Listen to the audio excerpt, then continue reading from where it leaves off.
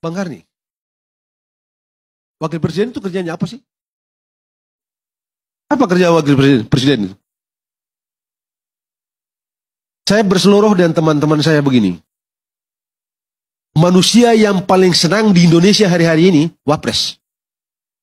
Pak Wapres tuh. Pakai sarung tiap hari, asik, senang aja tuh, gak ada kerjaan tuh. Tapi semua diurus oleh negara. Wapres itu kerjanya, dia tidak punya wewenang apa-apa. Tunjukkan pada saya satu saja keputusan Wapres. Yang official. Tunjukkan pada saya. Itu kan cuma ada waktu Bung Hatta dulu. Maklumat X tuh. Situasi gitu. Tunjukkan pada saya. Apa kerjaan Wapres? Apa kerjaan Wapres? Ah, cuma itu dia. Itu kalau disuruh presiden. Kalau disuruh presiden. Anda bisa bayangkan. Tadi pagi kalau nggak salah tuh. Yang waktu pengumuman Capres. Pak Ganjar dengan Pak Mahfud itu, saya lihat keluar dari ruangan kecil itu, Pak Ganjar depan. Saya ketawa gitu. Wah bagus deh, Pak Mahfud sudah tahu etika protokol presiden dan Wapres. Anda lihat kan? Wapres tidak boleh berjalan sejajar dengan presiden. Nggak bisa. Kerjanya Wapres itu kalau disuruh presiden, apa saja yang dikerjakan oleh Wapres, itu yang diperintahkan oleh presiden. Tidak bisa di luar itu. Suka atau tidak, senang atau tidak. Satu-satunya yang diperlukan oleh Wapres ini adalah yang kita perlu Wapres ini jangan sampai presidennya mati. Kalau dia mati di tengah jalan. Itu yang Prof. Cipta, itu yang dipikirkan oleh orang yang menemukan jabatan Wapres ini. Itu dibicarakan di Philadelphia Constitutional Convention 1787.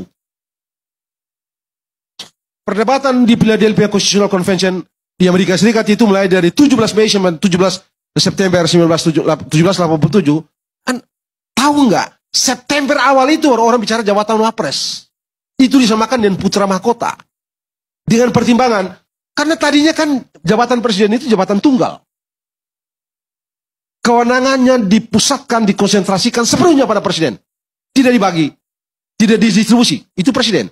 Jabatan tunggal. Disamakan dengan Raja George III di Inggris. Nah kalau kita ciptakan, kita ini tidak mau mengulangi praktek kerajaan absolut di Inggris. Kenapa kita ciptakan jabatan itu? Kata Randolph.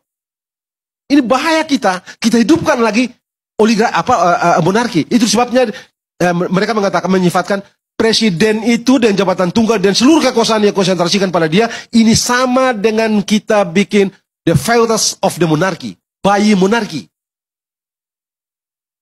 Lalu, tapi itu yang diperlukan karena pengalaman di negara bagian, kalau parlementer celaka, jadi harus ditaruh biar efektif. Tapi bagaimana kalau dia mati, lagi berkuasa terus mati, terus bagaimana kita bikin putra mahkota, analog dan putra mahkota, jadilah jabatan Wapres itu. Sebabnya dia nggak ada kerjaan. Kawan ini, si Wapres ini nggak ada kerjaan. Jadi kalau dia tidak ada kerjaan, kenapa juga kita pusingkan dengan Tuan Gibran ini? Anak kecil ini. Kenapa harus kita pusing? Dia tidak ada. Ya kita takut memang jangan sampai Pak Prabowo, tentara ini, Jenderal Bintang 3 ini, sudah bintang 4 sekarang.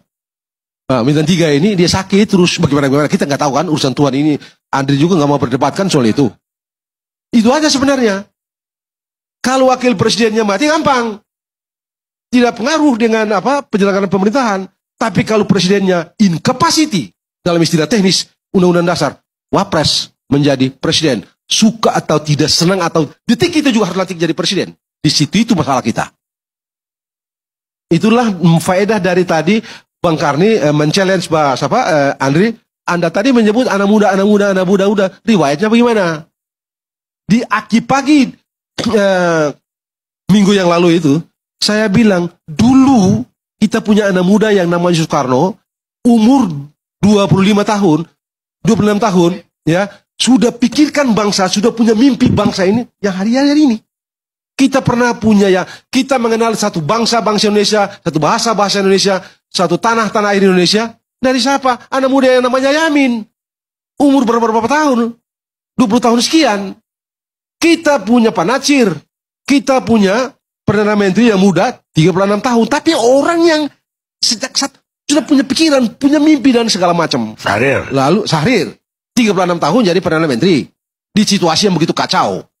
Bikin sampai kita sampai di sini dengan semua yang mereka berikan itu.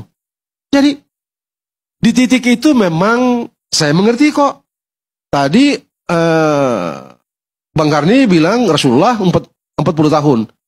Al-Fatih, Muhammad Fatih, menundukkan Konstantinopel. Umur berapa? 21 tahun. Yang bikin konsep presidensial. Ya, konsep presidensial atau menemukan sistem presidensial. James Madison, 27 tahun. Alexander Hamilton yang bikin undang berapa tahun? Waktu jadi Menteri Keuangan pertama di Amerika Serikat, 32 tahun, 33 tahun. Yang bikin American National Bank, 35 tahun. Begitu banyak pikiran dia yang dipakai sampai sekarang. Misalnya tadi itu implied power, kemudian executive privilege, anak muda memang. Cuma memang mereka terlatih berpikir imajinatif, berpikir melampaui zamannya. Kawan kecil Katu ini, bagaimana? Itu juga jadi soal memang. Itu juga, tapi ya sudah, cuma dia kan nggak ada kerjaan nih. Wapres kan tidak ada kerjaan kan, Bang Karni? Ya, tapi